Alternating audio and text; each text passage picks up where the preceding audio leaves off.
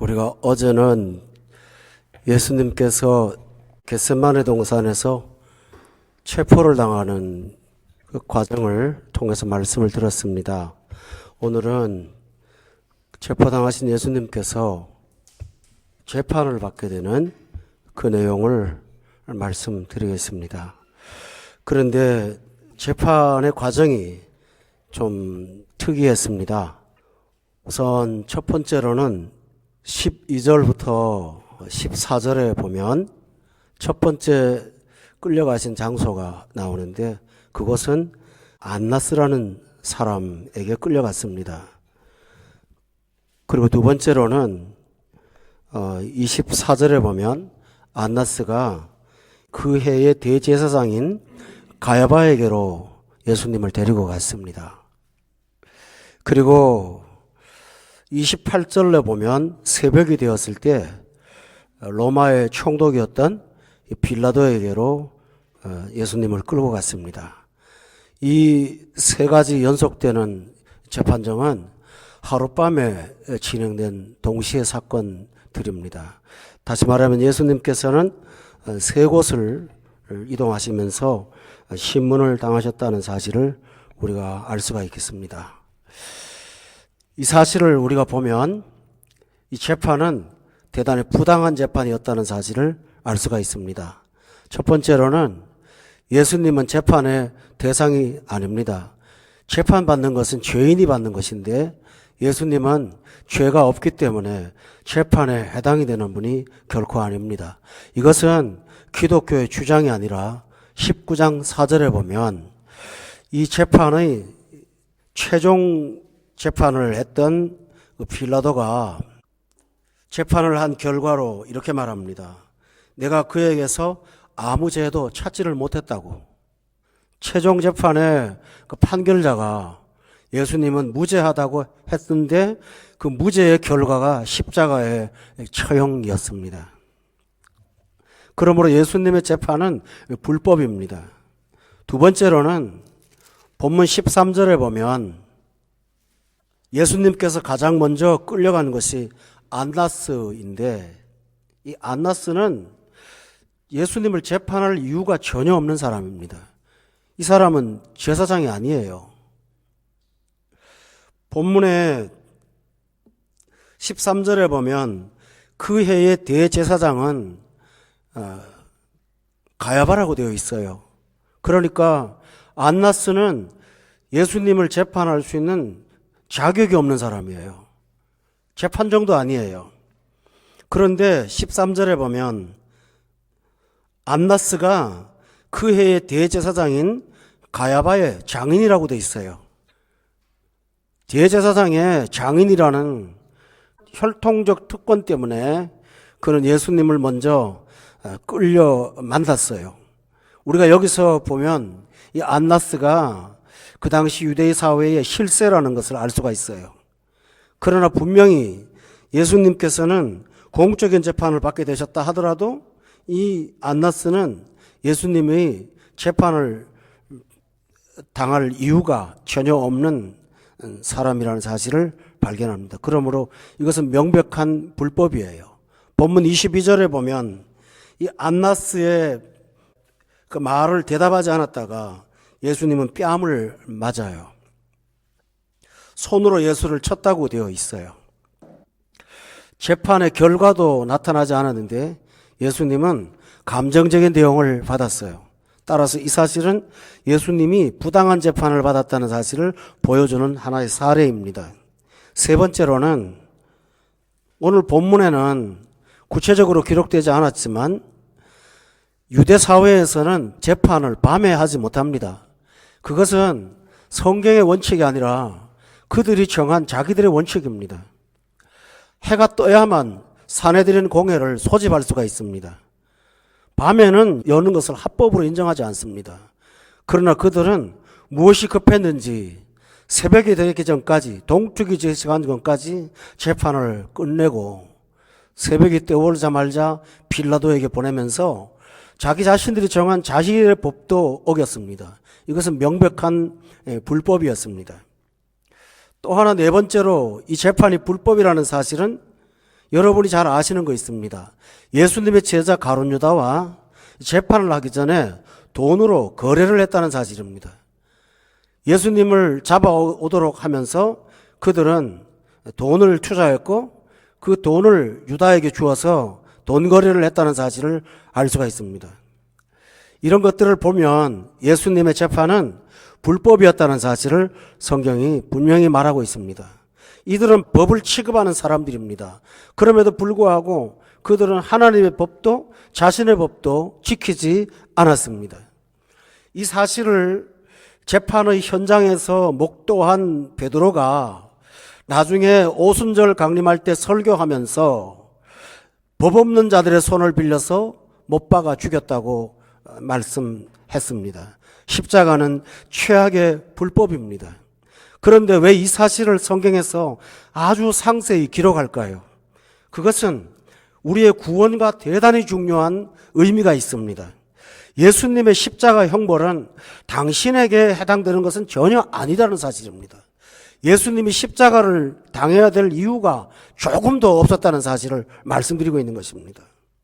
그런데 오늘날 많은 사람들은 예수님의 십자가의 처형을 예수님에게만 국한시키는 문제가 있다는 것입니다. 이사야 53장을 다 같이 한번 찾아서 보겠습니다. 구약성경 이사야 53장에서는 그 내용을 상세하게 말하고 있습니다. 4절 말씀에 다 같이 한번 읽도록 하겠습니다. 시작. 그는 실로 우리의 질고를 지고 우리의 슬픔을 당하였거늘 우리는 생각하기를 그는 징벌을 받아 하나님께 맞으며 고난을 당한다 하였노라.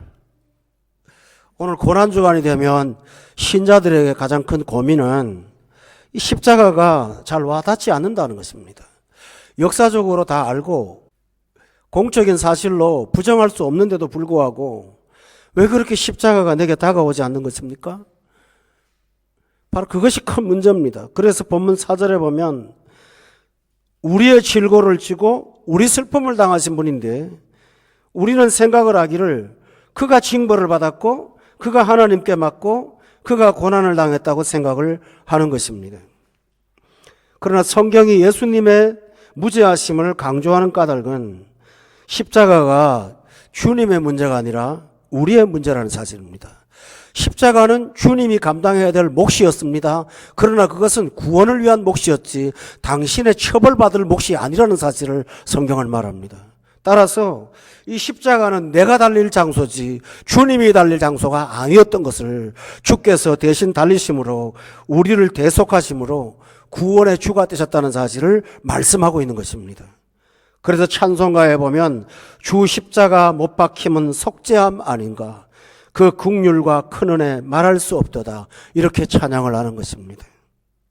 여러분이 십자가를 볼 때 주님이 불쌍한 것이 아니라 여러분 자신의 죄를 깨닫고 우리가 달릴 십자가에 주께서 달렸다는 사실을 기억하며 그 십자가의 영광을 기뻐하고 찬양하고 감사하고 감동하시기를 주의 이름으로 축원합니다. 이 사실을 가장 먼저 알았던 사람은 선지자들이었지만은 바로 옆에서 목도한 사람이 하나 있습니다. 그것은 예수님의 십자가 달렸을 때 옆에 같이 달렸던 강도였습니다. 강도는 둘이었습니다. 좌편에 우편에 하나씩 달리셨습니다. 그런데 한쪽에 있는 강도는 예수님을 끝까지 욕하고 죽었습니다. 그런데 옆에 있는 강도는 예수님을 바라보면서 이렇게 말했습니다. 저는 아무런 죄가 없다. 우리가 죄가 있다. 그는 그 사실을 깨닫고 나서 십자가에 달릴 이유가 조금도 없는 예수님께서 십자가에 죽으시는 모습을 보면서 같이 죽어가는 그 자리에서 예수님께 구원을 요청했습니다. 오늘 당신의 나라에 이를 때 나를 기억해달라고 말씀했습니다.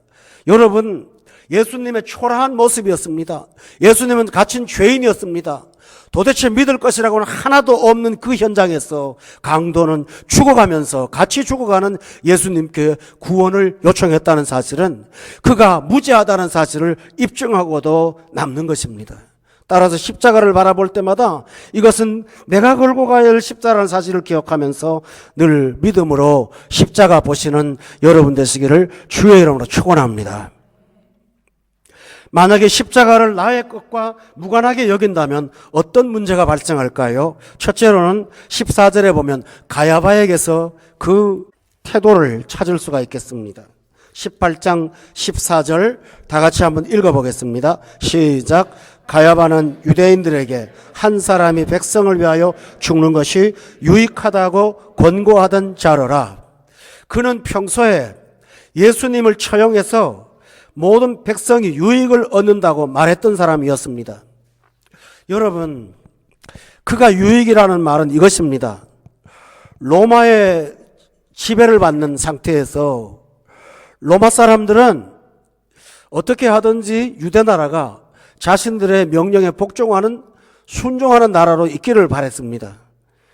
그런데 한 반역자를 처형함으로 로마의 백성들에게, 로마 국가에게 유대 나라가 순종하고 있다는 것을 가시적으로 보여주는 효과가 있다고 생각을 한 것입니다.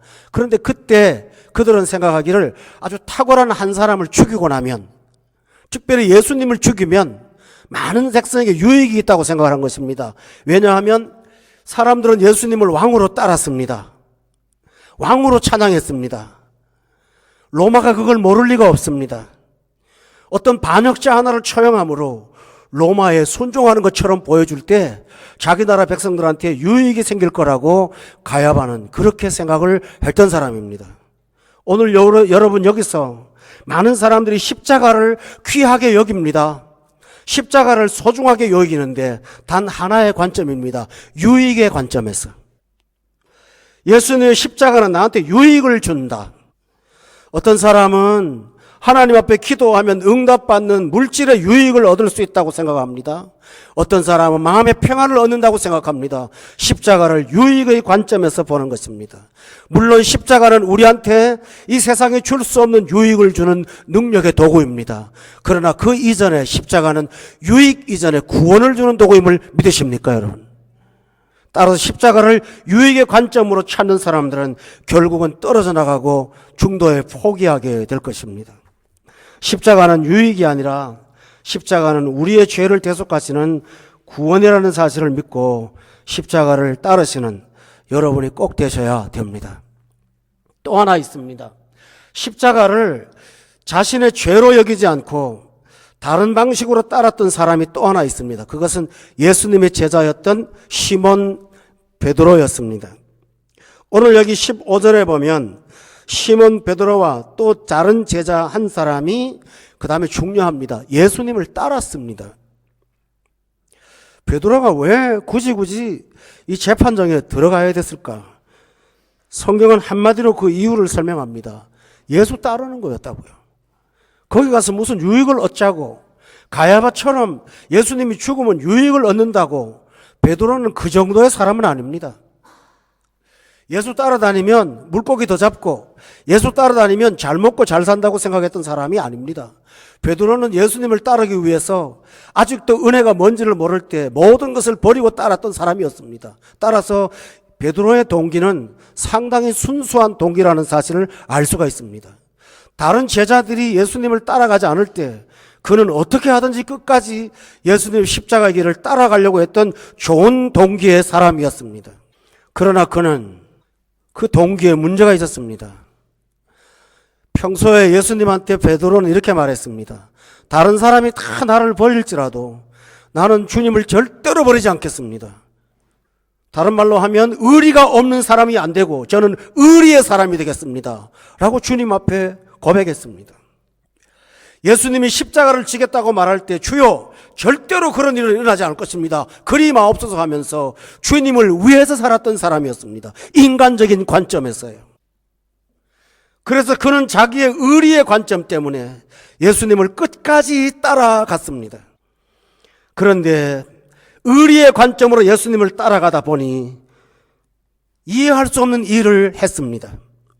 15절에 보면 그곳에는 베드로와 또 다른 제자가 예수님을 같이 따라갔는데 다른 제자는 15절에 보니까 대제사장과 아는 사람이어서 제사장의 집에 들어갈 수가 있었습니다. 다시 말하면 그는 인맥을 갖고 있는 사람이었습니다.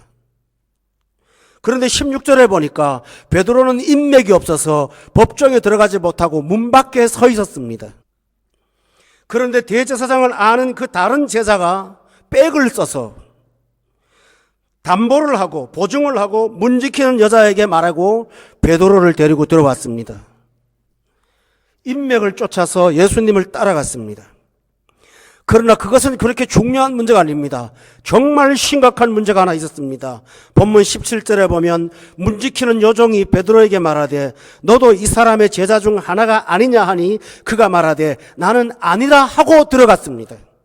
예수님을 따르기 위해서 예수님을 부인하고 따라 들어갔습니다.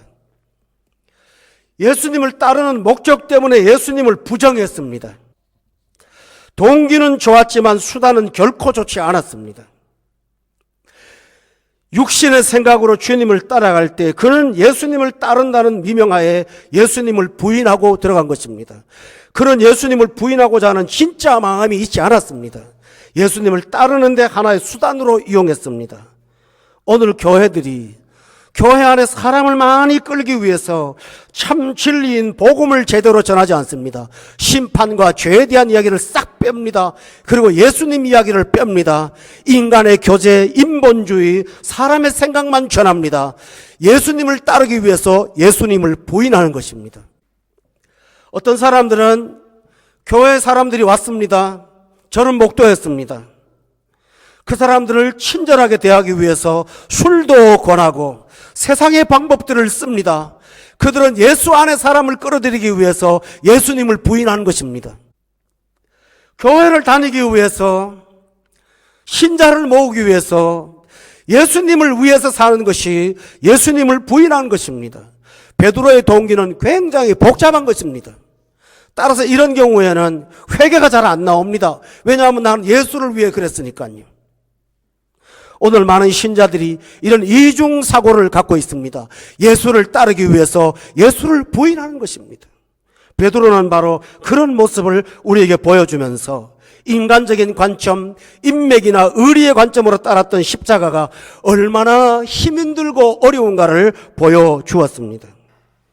여러분, 그렇게 해서 예수님을 따라갔습니다.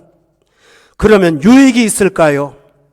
인간적인 관점에서 십자가를 따라가면 구원과 은혜가 있는 것보다는 더 큰 시련이 기다립니다. 본문 25절에 보니까 그렇게 어렵게 들어갔음에도 불구하고 그 안에서는 베드로를 환영하는 것이 아니라 너도 그 제자 중에 하나가 아니냐고 또 어떤 사람이 말하고 있는 것입니다. 베드로가 또 부인을 했습니다. 그런데 심각한 일은 26절에 있습니다. 대제사장의 종 하나는 베드로에게 귀를 잘린 사람의 친척이라고 기록되어 있습니다. 십자가를 구원으로 따라가지 않고 인간적인 동기로 따라갔더니 거기에는 조금 전에 저질렀던 나의 범죄가 나를 기다리고 있는 것입니다. 귀가 잘린 친척의 모습을 보고 감정을 품은 사람이 거기 있다가 베드로가 들어오니까 베드로에게 그 죄를 지적하면서 베드로를 압박하고 있는 것입니다. 여러분, 인간적인 관점으로 따라다니면 가는 곳마다 내가 저질렀던 실수와 나의 죄가 나를 압박합니다. 예수님을 구원자로 따라가고 십자가를 죄사함으로 따라가면 그곳에는 죄를 가리워주는 것과 덮어주심과 사함이 있지만 인간적인 관점으로 따라가면 내가 지었던 죄들이 전부 다 나를 공격하는, 십자가 바로 가까이 따라갔음에도 불구하고 거기서 전부 나를 공격하는 일들이 발생할 것입니다. 오늘 많은 신자들이 혼란에 빠져 있습니다. 나는 예수님을 따라가는데 왜 가는 곳곳마다 내 죄책감만 생기고 설교만 들으면 나의 죄만 지적하고 사람들한테 문제만 일어날까라고 생각합니다. 그것은 여러분의 나쁜 동기 때문이 아닙니다. 여러분이 죄인이라는 걸 인정하고 십자가를 따르지 않고 인간적인 동기, 사람의 관점으로 따라갈 때는 반드시 이런 부작용들이 일어난다는 사실을 성경이 말하고 있습니다. 따라서 사랑하는 교우 여러분, 십자가를 따르십시오. 따르되 인간적인 관점이나 동정의 자세가 아니라 내가 죄인이고 저 십자가를 내가 지고 가야 되는데 주님이 지고 간다는 사실을 믿고 십자가를 따라가시는 여러분 되기를 주의 이름으로 축원합니다. 이런 사람의 영혼은 본문 18절에 보니까 그때가 춥다고 기록되어 있습니다. 종과 아랫사람들이 불을 피우고 서서 쬐니 베드로도 함께 서서 쬐었다고 되어 있는데, 원문에 보면 따뜻하게 하기 위해서, 마음을 따뜻하게 하기 위해서 불 옆에 있었다고 정확하게 직역을 하면 그렇게 되어 있습니다. 몸은 그렇게 춥지가 않아요. 그런데 마음이 추워요. 주님을 따라가는데 왜 이렇게 마음이 추워요? 오늘 예수 믿으면서도 영혼이 추운 사람이 너무나 많아요. 예수를 믿고 신자가 되었고 직분이 있음에도 불구하고 가정생활은 너무너무 불행하고 부부 사이는 행복하지 않고 자기 자신의 인생에 대해서는 만족감과 기쁨이 없으면서 어떤 사람들을 만나면 자기 고통을 털어놓는 영혼이 추운 사람들을 너무나 많이 봐요. 예수 안에 있으면서도 멀고 누군가 불을 쬐야 되는 것이죠.